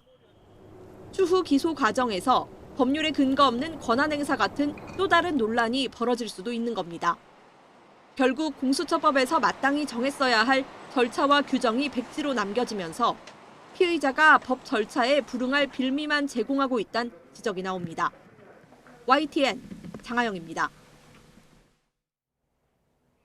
지난달 비상계엄 선포 직후 김태효 국가안보실 1차장이 주한 미국 대사에게 계엄 선포가 불가피했다고 설명했고 이에 미 대사가 유감의 뜻을 밝혔다는 의혹이 제기됐습니다. 김 차장은 한미 동맹을 이간질하는 명백한 허위 사실이라고 반박했습니다. 홍민기 기자입니다. 민주당 정동영 의원은 비상계엄 선포 다음 날인 지난달 4일 김태효 국가안보실 1차장이 필립 골드버그 주한 미국 대사의 전화를 받았다고 주장했습니다. 계엄 당일 국가정보원과 외교부 등 모든 관계자가 골드버그 대사의 전화를 받지 않았고 새벽 2시를 넘어 유일하게 김 차장과 통화가 됐다는 겁니다. 정 의원은 이 통화에서 김 차장이 골드버그 대사에게 비상계엄의 정당성을 설명했다는 의혹을 제기했습니다. 반국가 세력을 척결하기 위해서 계엄이 불가피했다는 강변을 되풀이했습니다. 이를 들은 골드버그 대사가 경악했고 김 차장에게 깊은 유감과 우려를 전달했다는 게 정 의원의 주장입니다. 정 의원은 이어 계엄 선포로 영구 집권 음모를 기획했던 사령탑이 지금도 살아 움직이고 있다며 그 정체를 밝혀내는 데 집중해야 한다고 강조했습니다. 이에 김 차장은 입장문을 내고 조목조목 반박했습니다. 골드버그 대사의 전화를 받은 건 맞지만 계엄 다음 날이 아닌 당일 늦은 밤이었고 방송된 대통령 담화문 외에는 알고 있는 바가 없다고 설명했다는 겁니다. 또 골드버그 대사에게 이후 상황을 지켜보면서 소통을 이어가자고 했다고 해명했습니다. 이어 민주당을 향해 앞서선 자신이 주한미국 대사의 전화를 받지 않았다고 주장하더니 이제는 하지도 않은 말을 했다고 한다며 화살을 돌렸습니다. 특히 이 같은 가짜뉴스는 한미동맹을 이간질하는 행태라며 강력히 유감을 표한다고도 덧붙였습니다. 정 의원은 재반박문을 내고 몇 번이나 내용을 확인한 뒤 공개한 것이고 김 차장의 노골적인 거짓말은 곧 드러날 거라며 수사당국이 명명백백하게 밝혀달라고 촉구했습니다. YTN 홍민기입니다. 영장 집행 실패, 집행 일임 논란까지 벼랑 끝에 몰린 공수처는 재집행 성공에 전력을 다하겠다는 방침입니다. 경호처를 무력화할 여러 방안이 나오고 있는데요. 김광삼 변호사와 구체적으로 짚어보겠습니다. 어서 오십시오. 네, 안녕하세요. 네. 자, 오동훈 공수처장이 2차 영장 집행이 마지막이라는 각오로 임하겠다라고 다짐했습니다. 자, 이번에도 만약에 실패를 한다면 수사 동력에 큰 차질이 빚어질 것이다. 이렇게 전망할 수 있겠죠.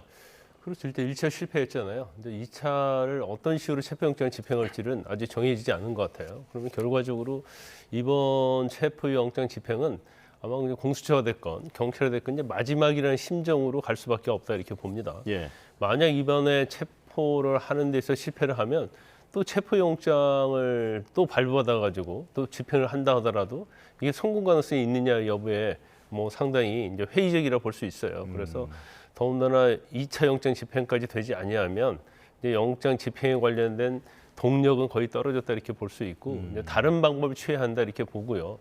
뭐 경우에 따라서는 2차 영장 집행이 만약 실패하면 아마 공수처에서는 경찰에 사건 자체를 이첩할 수밖에 없는 상황이 될 것이다. 예. 그럼 이제 경찰이 이첩을 받게 되면 체포영장으로 갈 것인지 아니면 정식적인 소환 절차로 가서 조사를 받을 것인지 만약에 거기에 대해서 대통령이 불응하면 사전구속영장을 청구할 것인지 이제 이런 부분이 앞으로 경우 수는 굉장히 많다 이렇게 볼 수가 있습니다.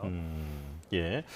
자, 이 체포영장 2차 집행 이르면 오늘 뭐 얘기도 가능성도 지금 거론이 되고 있는 상황인데요. 탄핵 심판 정식 변론기일이 시작되는 14일 전까지는 집행을 끝낼 것으로 전망된다라고 하는 얘기도 나옵니다. 자, 집행 시점에 더 신중하게 좀 분석을 하고 있을 것 같은데 언제로 잡을 걸로 예상할 수 있을까요? 사실 예상하기 어렵죠. 왜냐하면 지난번 체포영장 1차 때는 유효기간 7일이었잖아요. 예. 그러니까 7일 이내에 영장을 집행할 가능성이 큰데 거기에 뭐 주말이 끼고 그러면 주말이 4일, 5일이단 말이에요. 그러면 주말이기 때문에 더욱더 찬반 집회가 더욱더 많을 것으로 보일 수밖에 없고요.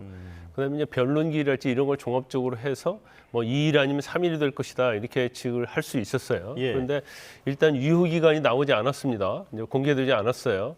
그렇기 때문에 유효기간 자체를 아마 굉장히 넉넉하게 잡을 가능성이 크다. 그리고 지난번 체포영장 1차 집행에서 실패한 경험이 있는데 그 경험에 있어서 좀 아마 공수처랄지 경찰이 후회하고 있는 측면이 너무나 이제 공개적으로 왔다는 거예요. 아, 예. 이제 체포라는 것은 굉장히 은밀하게 밀행으로 체포를 해야 하는데 이게 다 공개가 됐고 어떤 식으로 할 것이라는 것이 다 언론에서 이미 보도가 돼 버렸잖아요. 예. 그래서 결과적으로 이제 대통령 측에 경호를 어떻게 해야 하는지 오히려 이제 방법을 알려줬다 이렇게 볼 수밖에 없고 그다음에 뭐 동원된 인원이랄지 이런 것들도 어느 정도 그 당시에 보도가 됐기 때문에 대통령실 입장에서는 뭐 대통령을 지키는 데 있어서는 굉장히 공개된 그런 정보가 도움을 많이 주었을 것이다 이렇게 봅니다. 예. 그렇기 때문에 이번에는 뭐 전에 비해서는 상당히 수사의 어떤 밀행, 체포의 밀행 이런 거, 그다음에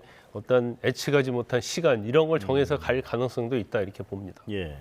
자, 체포영장 유효기간 넉넉하게 잡았을 것 같다라고 말씀을 하셨는데 이게 며칠까지 가능한 겁니까? 원칙적으로 7일이죠. 원칙적으로는 7일입니까? 그렇죠. 근데 이제 예. 상당한 이유가 있을 때는 기간이 좀 연장될 수 있습니다. 예. 그리고 뭐 일반적으로 경찰이 예를 들어서 이제 피의자를 수사하는데 도망가잖아요. 그러면 지명 수배할 때 체포영장을 또 신청을 해서 발부받는데 그때는 이제 공소시효. 이게 기간이 엄청 길죠. 예. 그래서 공소시효 만료 때까지 체포영장 유효기간을 발급받는 경우가 있어요. 그런데 이제 이런 사건 같이 이제 현안이 뭐 직접적으로 있고 거의 뭐 대통령이랄지 피의자가 어디에 있는지가 거의 뭐 명백하지 않습니까? 예. 그런 경우에는 기간은 원칙적으로 7일 하죠.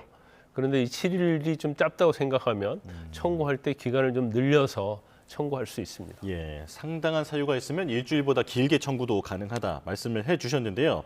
자, 유효기간 내라면 야간이든 새벽이든 영장 집행 시간에는 관계가 없습니까?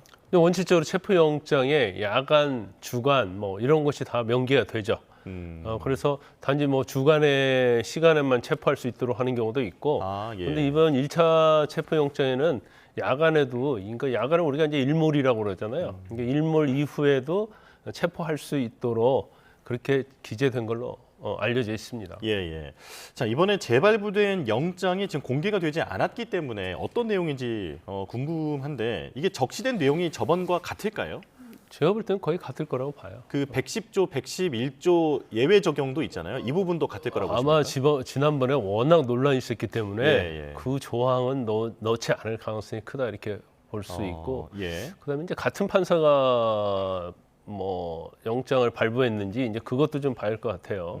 그런데 이런 경우에 있어서는 지금 체포영장이 집행을 하다가 실패를 한 거잖아요. 예. 근데 실패의 원인이 대통령에게 있단 말이에요. 대통령 측에, 피의자 측에 있기 때문에 이런 경우에는 뭐 판사가 바뀔 이유는 없다고 봐요. 그래서 동일한 기준에 의해서 발부를 하고 단지 지난번처럼 논란이 됐던 형소법 110조, 111조는 적용되지 않는다. 이런 문구를 뭐 그 판사가 자기가 소심은 넣을 수도 있겠죠. 예. 그렇지만 이건 법 해석에 관한 거기 때문에 사실은 체포영장 효력과는 아무 상관이 없습니다. 단지 이제 논란이 있을 수밖에 없고 지난 체포영장과 다른 점이 있다고 한다면 아마 유효기간은 좀 연장됐을 가능성이 크다 이렇게 봅니다. 네, 그렇군요. 자, 그리고 조금 전에 피의자가 이번 사건 같은 경우에는 어디에 있는지 명백해 보인다라고 말씀을 해주셨습니다만 사실 도주 의혹까지 제기된 상황입니다. 자, 만약에 영장 집행을 피해서 윤 대통령이 숨거나 도주를 한다면 이게 어떻게 되는 건가요? 그러면 이제 사안이 굉장히 복잡해지죠. 상황이 굉장히 복잡해지고 예를 들어서 체포영장 2차 집행으로 갔는데 관제에 가보니까 대통령이 없다. 예. 그러면 세포 대상이 없는 거잖아요. 예. 그러면 일종의 이제 대통령이 이제 법상으로 따지면 도주한 걸로 볼 수밖에 없고, 이제 도주하는 데 있어서 개인이 도주하는 것은 처벌 조항이 없어요. 아, 그렇습니까? 그렇지만 자신이 도주하는 데 있어서 다른 사람을 도움을 받았다고 한다면 다른 사람은 이제 범인 도피나 은닉죄로 처벌받을 수 있고, 또 대통령이 그걸 지시를 했다고 한다면 교사범으로 또 처벌받을 수 있는 여지가 있습니다. 예. 그렇지만 뭐 대통령이기 때문에 대통령이 과연 도주까지 했을까? 거기에 대해서는 뭐 지금으로서는 뭐 생각이 어려운 이야기지만 뭐 대통령 입장에서 보면 대통령 측에서는 계속 공수처의 체포영장이 불법이라고 얘기를 하고 있기 때문에 불법인 체포영장을 가지고 강한 물리력을 행사해서 본인을 체포하려고 하는 것은 이제 결과적으로 보면요, 저쪽은 거대한 공권력이에요. 더군다나 이제 경찰까지 동원되면. 근데 아무리 경호처에서 막으려고 해도 막기 힘든 측면이 있거든요. 그러면 결과적으로 대통령이 뭐 도질한 표현을 쓸 수도 있고요. 아니면 이제 관저에서 이제 회피할 가능성도 있다 이렇게 봅니다. 예. 만약에 관저에 회피한다면 이게 수색이 가능한 상황입니까? 이제 관저에서 대통령이 어디 있는지를 모르기 때문에 지난번 1차 체포영장 때는 공수처에서 체포영장 발부받고 수색영장을 발부받았잖아요. 그래서 경호처가 이걸 거부할 수 있는 명분이 이제 수색영장에 대해서는 책임자의 허락이 있어야 한다고 해서 이걸 거부했거든요. 그래서 아마 수색영장에 적시된 수색의 장소가 달라질 수 있는 거죠. 관저가 아니고 이제 다른 곳에 갈 수도 있는 거예요. 그러면 체포영장은 모르겠지만 수색영장의 효력 자체는 다시는 뭐 문제가 되기 때문에 다시 발부받아야 하는 그런 경우가 생길 수가 있습니다. 자, 그렇군요. 그리고 지금 1차 영장 실패의 가장 큰 이유, 공수처장이 직접 밝혔습니다만 심리적 그리고 물리적 위협을 이제 느낀 지도부의 결심이다라고 얘기가 나왔습니다. 자, 그래서 2차의 시도를 하려면 이런 문제들을 해결해야 할 것으로 보이는데 경찰의 특공대가 투입될 수도 있다라고 하는 전망도 있고요. 지금 어떻게 예상하십니까? 일단 뭐 1차 체포영장 때는 굉장히 공수처에서 안이하게 생 것 같아요. 그런데 가보니까 또 공수처, 또 군인들 있고 뭐 사병이 있었다는 얘기도 들리고 있고 그러니까 본인들 이제 심리적으로 위협 느꼈다는 것은 굉장히 겁을 먹었다는 거고 또 물리적 자체는 어떤 상대방 측에서 뭔가 힘으로 뭘 제지하기 때문에 거기에 어떻게 보면 이제 공수처가 굴복했다 이렇게 볼 수밖에 없어요. 그런데 지금 상황 자체는 그때에 비해서 더 이제 철벽으로 경호를 하고 있거든요. 어떻게 보면 대통령 관저가 요새화된 측면도 좀 있어요. 그 우리가 이제 전에 뭐 보면 공성전이라고 하죠. 성을 무너뜨리는 공격. 그런 상황으로 지금 왔다 이렇게 봅니다. 그래서 저걸 단순히 사람만 가지고는 저러한 장애물을 사실은 넘어갈 수 없거든요. 그러면 뭐 경찰은 뭐 저런 면에서도 굉장히 전문성이 있기 때문에 그건 이제 경찰에서 준비를 할 것이다 이렇게 봅니다. 자, 말씀 중에 정부와 국민의힘이 비상경제 안정을 위한 고위당정협의회 브리핑을 시작했는데요. 바로 들어보겠습니다. 현재 IRA 전기차 구매 세액 공제 폐지가 검토되고 있고 EU에 대해 미국산 에너지 수입을 확대하지 않을 경우 관세 부과를 표명하는 등 트럼프 신행정부의 보호무역주의가 강화될 가능성이 있는 만큼 당정은 트럼프 취임 100일 내 트럼프 상호관세법 제정이 추진되는 등의 상황에 대비해서 우리 경제에 미치는 영향을 최소화하기 위해 합심하여 총력 대응해 나가기로 하였습니다. 정부는 권한 대행 중심으로 대외 경제 현안 간담회를 매주 가동하고 보편 관세, IRA 등 이슈별 대응 전략을 마련하고 한미 조선 협력 패키지 협력 의제도 발굴 중이며 권한 대행을 포함 각급 대미 소통 체계를 구축하여 전방위적인 아웃리치를 전개해 나갈 계획입니다. 특히 금주에 산업통상자원부 장관 방미를 통해 미국 측 정부 및 의회 주요 인사를 면담하고 한미 산업협력 정진 필요성과 우리의 대미 투자 기여도를 적극 설파할 예정이며 국제금융협력대사, 국제금융협력대사, 국제투자협력대사를 임명하는 등 대외 신인도 제고 활동도 적극 전개하기로 하였습니다. 아울러 정부는 트럼프 신행정부의 보호무역 조치가 전 세계적인 보호무역 확산을 촉발하고 글로벌 시장에서 경쟁을 격화시킬 것으로 예상됨에 따라서 무역위원회를 전면적으로 확대 개편하고 10조 원 규모의 공급망 기금을 가동하면서 대중국 공급망 취약 품목에 선제 대응하며 아랍에미리트, 과테말라 등 유망 신흥국과의 통상협력 가속화, 탄자니아, 칠레 등과의 핵심 광물 협력 파트너십을 구축하는 등의 노력도 병행해 나갈 계획입니다. 아울러 국민의힘은 제47대 미국 대통령 취임을 계기로 한미 협력 관계 공고화를 위해 최선을 다할 것이며 국회 외교통일위원회 차원의 방미단 활동에도 적극적으로 나설 것을 약속드립니다. 다음은 최근 금융시장 동향 및 대책 관련입니다. 먼저 주식시장은 국내의 정치적 요인, 미연준, FOMC 등의 영향으로 변동성이 확대되었으나 최근에는 코스피 기준으로 볼 때 2,400선이 강한 심리적 지지선으로 작용하면서 비상기업 이전 수준 2,500대 수준으로 회복되고 있습니다. 업종별로는 반도체가 반등에 성공하고 조선, 방산 등 중공업종이 상승 국면에 있습니다. 채권 시장 역시 회사채 스프레드가 다소 확대되었으나 연초 기관자금 집행이 개시되면 안정화될 전망입니다. 외환시장의 경우 전 세계적인 달러 강세이긴 하나 연말부터는 원달러 환율 상승폭은 제한적으로 작용할 것으로 예상되고 주요 기업 4분기 잠정 실적 발표, 트럼프 신행정부 출범 등 주요 이벤트가 집중되는 1, 2월에 시장을 안정적으로 유지하고 시장 불안 심리가 가중되지 않도록 관리할 예정이며 F4 등 회의체를 가동하면서 채권 단기자금 시장 안정 등의 노력을 기울일 예정입니다. 국회 차원에서는 반도체 특별법, 밸류업 세제 지원, 자본시장법 개정 등 입법의 신속 추진 필요성을 공감하였으며 정부는 한국경제설명회 등을 통해 신용평가사, 외국정부, 외국계 금융회사, 국내 투자자 등의 우리 경제 펀더멘털과 정부의 대응 노력을 적극 설명하기로 하였습니다. 권영세 비대위원장의 모두 말씀과 같이 2025년 1월 27일을 설 연휴 임시 공휴일로 지정하는 걸로 정부 측에 건의하였습니다. 당정은 설 연휴 기간 내수 경기 진작과 관광 활성화를 도모하기 위해 2025년 1월 27일을 임시 공휴일로 지정하는 것으로 협의하였습니다.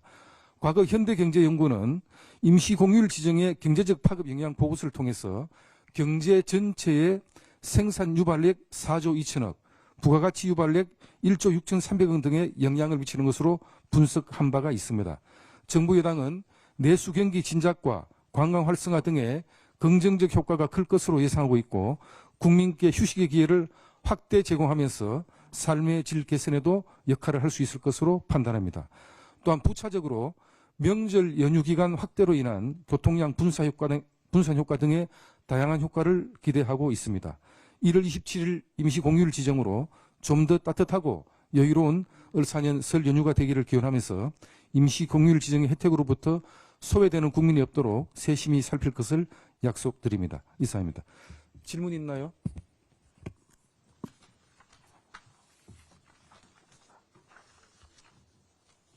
없으면 마무리. 네, 지금 정부와 국민의힘이 비상경제 안정을 위한 고위 당정 협의회를 열었고 지금 이에 관련돼 있는 브리핑 내용을 들어봤습니다. 잠깐 정리를 해보자면 열흘 뒤에 트럼프 2기 출범을 맞아서 보호무역주의 등의 통상 현안을 점검하고 그리고 대외 불확실성에 당정이 총력 대응하겠다면서 매주 대응 회의를 열겠다고 밝혔습니다.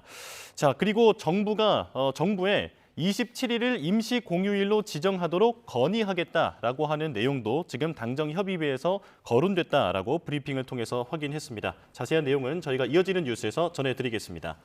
자, 김광선 변호사와 이야기 계속 이어가겠습니다. 지금 2차 체포영장 집행을 하게 되면 공수처가 어떤 전략으로 나올 것인가 이 얘기를 하고 있었는데 자, 지금 강경론 말고도 신중론도 얘기가 나오고 있거든요. 그러니까 강대강으로 대치하기보다는 예를 들자면 경호처장을 먼저 체포를 한 뒤에 협조를 구하면서 들어간다든지라고 하는 그런 방안도 좀 거론되고 있는데 이 부분도 좀 실현 가능성이 있을까요? 여러 가지 이제 선택지를 두고 고민을 할 거예요. 예. 그런데 지금 이번에는 체포영장을 실패하면 안 된다는 게 아마 공수처, 그리고 경찰, 이제 공조수사본부에 아마 일치된 의견일 겁니다. 그래서 이걸 이제 강경 진압을 하는 방향으로 갈 것인지 그 예. 경우에 따라서 이제 불상사가 일어날 수 있거든요. 그럼 이제 신중론 자체는 이제 그런 거죠. 일단 가장 중요한 것은 경호로 하고 있는 지휘부에게 가장 먼저 타격을 입힌다는 건데 지금 경찰에서 지금 박종준 경호처장이랄지 이제 본부장이랄지 이제 이런 사람에 대해서 상급자에 대해서 지금 소환 요청을 2번인가 했잖아요. 예. 특수고문침해 방일죄 이런 죄명으로. 그런데 지금 소환에 불응하고 있단 말이에요. 그러면 이제 체포영장을 발부받을 수 있는 명분과 요건이 되는 겁니다. 네. 그래서 만에 하나 뭐 오늘이랄지 내일 체포영장 집행에 들어간다고 한다면 그 지휘자에 대한 경호처 지휘자에 대한 체포영장 없이 들어가는 것이고 만약 오늘 들어가지 않고 2, 3일간의 여유를 둔다고 보면 아마 경호처장을 비롯해서 지휘부에 대한 어떤 체포영장을 같이 발부해서 가지고 들어갈 가능성이 크다. 그러면 사실 이제 현행범 체포를 한다 할지 그럴 때는 좀 문제가 될 수 있지만 체포영장 자체가 이번에는 지휘부에 대한 체포영장은 군의 공수처가 청구한 게 아니고 경찰에서 신청해서 발부받은 거기 때문에 이거에 대해서는 사실은 거부할 명분이 없을 수 있어요. 그래서 일단 상급자 지휘부에서 먼저 체포를 하고 들어가면 경우에 따라서는 뭐 대통령에 대한 체포도 쉽게 뚫릴 수 있다 이렇게 봅니다. 예. 자, 그런가 하면 공수처가 최상목 권한대행에 대해서 특수 공무집행방해 방조 혐의를 지금 적용할 것을 검토하겠다라고 밝혔는데 이건 어떤 내용입니까? 아마 뭐 권한대행에게 영장 집행하는데 협조해달라. 협조라는 것은 경호처장을 직위 해제하고 예를 들어서 경호처에게 저항하지 말도록 하는 그런 지시를 해달라고 했던 걸로 보입니다. 근데 저것들 제가 볼 때는 공수처에서 공수처법을 좀 제대로 알고 했어야 한다고 봐요. 이제 첫 번째는 뭐냐면 거기에 보면 대통령이랄지 대통령 비서실은 공수처의 어떤 수사와 관련해서 직무 관련해서 어떤 영향을 끼치지 못하도록 되어 있거든요. 근데 지금 도와달라는 취지인데 들어갔을 때 뭔가를 도와주면 그건 공수처의 어떤 수사, 영장 집행에 도와주는 거기 때문에 최상목 권한대행이 이 부분을 하기는 굉장히 어려울 수밖에 없다. 그런데 아마 그 방조는 그런 것 같아요. 뭐 지금 언론 보도에 의하면 뭐 좀 경호 인력을 좀 더 추가로 배치해줘라 경찰에도 요청을 했는데 경찰에서 이 부분을 거부했다는 거 아닙니까? 그렇지만 이런 전체 일정으로 내용으로 보면 이게 뭐 최상목 권한대행이 위법 행위를 한 것이다 이렇게 볼 수는 없어요. 그래서 이건 단지 제가 볼 때는 약간 뭐 제스처에 불과하지 설사 고소고발을 한다 하더라도 사실은 죄가 인정될 가능성은 거의 없다 이렇게 봅니다.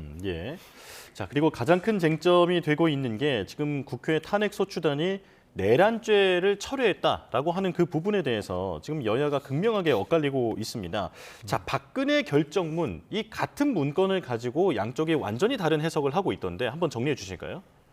일단요, 일단 탄핵 소추 사유로서 국회에서 가결이 될 때는 국회의원들도 마찬가지고 이제 국민들도 마찬가지죠. 거기에는 내란죄가 중심이었어요. 그래서 내란죄이기 때문에 당연히 이건 탄핵 소추 가결이 돼야 한다 이렇게 생각을 했고 또 사실 국민의힘에서 찬성한 국회의원들도 뭐 그런 게 있었기 때문에 내란죄를 이걸 그냥 뭐 놔둬서는 안 된다고 하니까 탄핵 가결이 된 거 아닙니까? 그래서 탄핵 소추 사유에는 분명히 내란죄가 있다고 볼 수 있는데 어제 보니까 국회 탄핵 소추단에서 기자회견했잖아요. 근데 탄핵 소추 사유에 없다는 얘기를 하고 있고 단지 사실관계만 들어가기 때문에 평가에 관한 문제다 얘기를 하고 있어요. 그러면 그 말이 맞다고 봐요. 그러면 왜 헌법재판소에서 변론 준비기일에 우리는 그걸 철회하겠다고 이 얘기할 필요가 없는 거거든요. 그러니까 이제 모순된 거예요. 이게 뭐 내란죄가 탄핵 소추 사유에 해당이 되지 않고 그냥 뭐 사실관계에 있어서는 내란이 들어왔기 때문에 이건 뭐 자구 수용도 아무것도 아니다고 얘기를 하고 있는데 그러면 탄핵 소추 사유에 내란죄를 철회하겠다 이런 말을 할 필요가 없는 거거든요. 그리고 1차 준비기일과 2차 준비기일에서도 그 내란죄 그 당시 쟁점 정리할 때도 그때는 아무 말이 없었거든요. 그런데 지금 국회 측의 이 얘기 그대로 한다고 한다면 왜 탄핵 소추 사유에 안 들어가 있는 걸 철회할 이유가 없는데 이건 철회가 아니다고 얘기를 하는 것은 사실 이제 모순적이라고 봐요. 그래서 국민도 마찬가지고요. 국회 의결할 때도 마찬가지고 일단 이제 내란죄와 관련된 걸 탄핵 소추에 넣었다고 하면 그대로 가는 게 맞죠. 그리고 신속하게 하기 위해서 뭐 내란죄를 뺐다고 얘기하는데 이것은 법과 원칙에 맞지 않아요. 지금 신속도 중요하지만 뭔가 인용이든 기각이 나왔을 때 국민들이 그걸 받아들여야 하는 거 아닙니까? 근데 단순히 신속만 강조하다가 이제 공정한 절차가 문제가 될 수 있기 때문에 뭐 제가 볼 때는 그냥 이 상태에서 원래대로 탄핵 심판을 가는 게 맞다 이렇게 봅니다. 예. 알겠습니다. 자, 지금 공수처의 2차 체포영장 집행 초입기에 들어간 상황에서 긴장감이 흐르고 있는데요. 현재 상황 김광삼 변호사와 짚어봤습니다. 고맙습니다.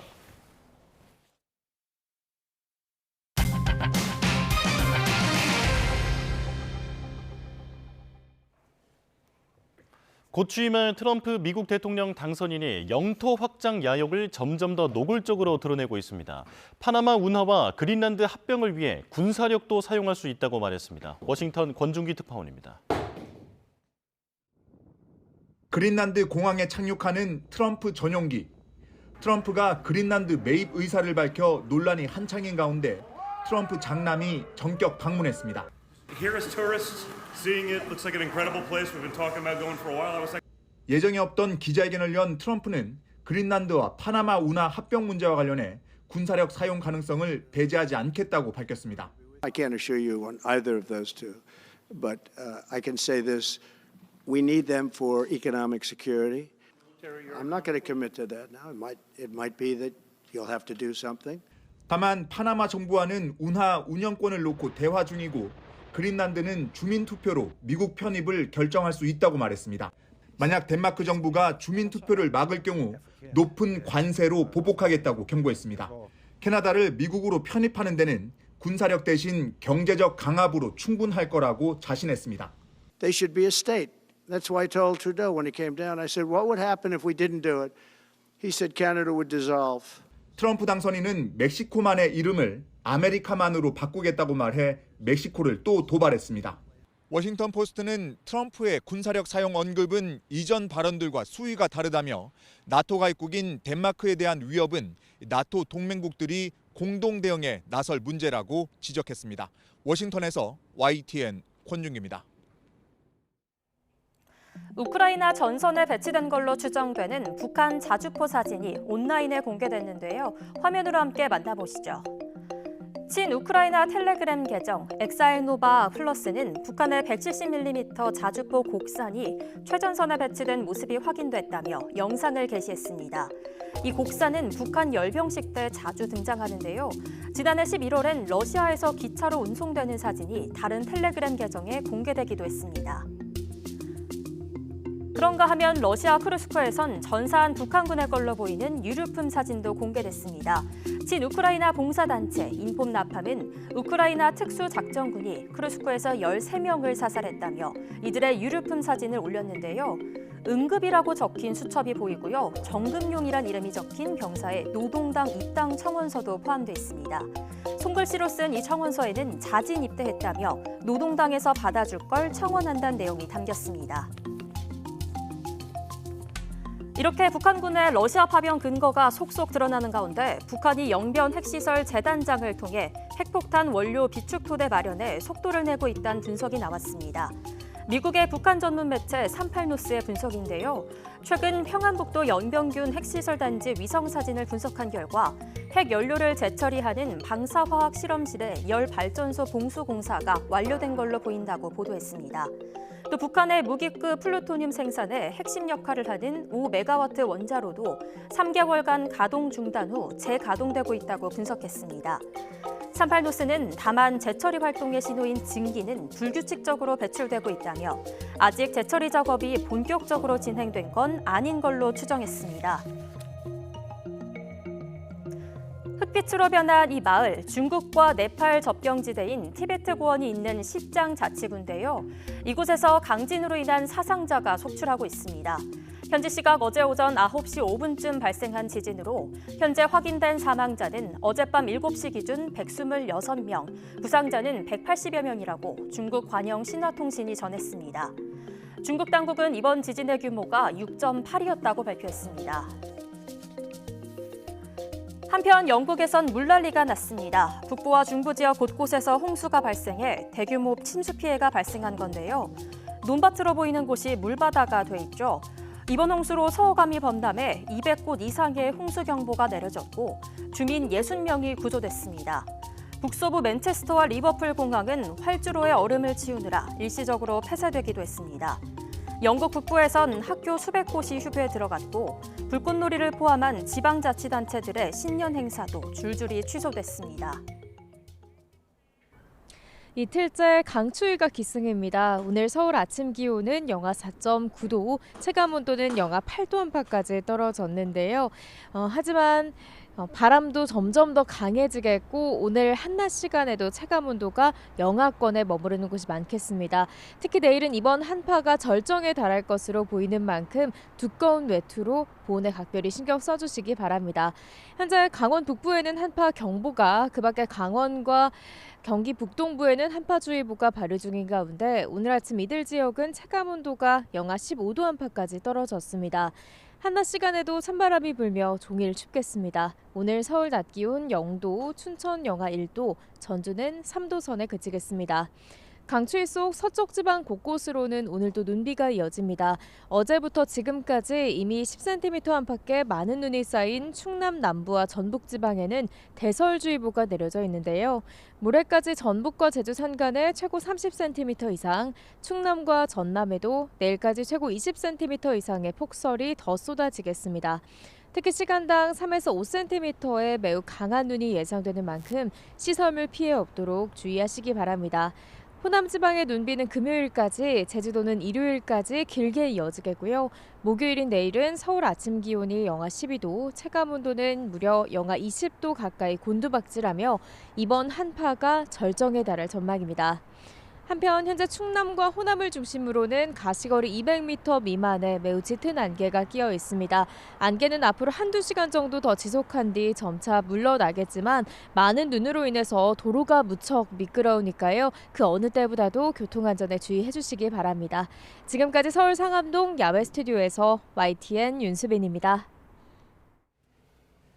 뉴스 업소일 순서 마칩니다. 내일 다시 뵙겠습니다. 고맙습니다.